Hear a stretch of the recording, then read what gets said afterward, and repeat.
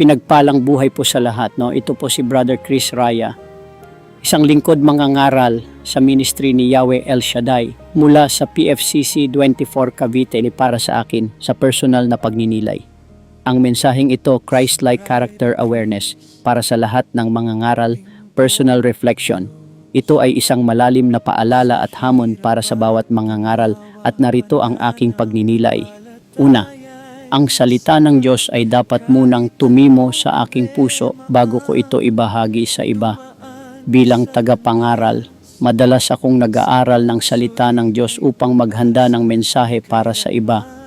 Ngunit itinuturo sa akin ng mensaheng ito, ipangaral mo muna sa sarili mo ang mga aral na iyong pinag-aaralan, na hindi sapat na alam ko lamang ang nilalaman nito. Dapat muna itong mabuhay at magkaroon ng epekto sa aking sariling buhay. Halimbawa, kung ang itinuturo ko ay tungkol sa pagpapatawad, dapat ay marunong akong magpatawad.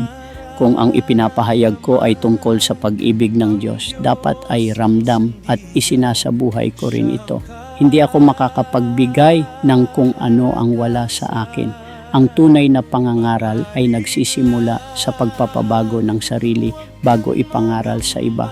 Pangalawa, ang aking pagkatao ay kasing halaga ng aking sinasabi. Sinasaad dito na ang ating pagkatao ay mismong paglilingkod din.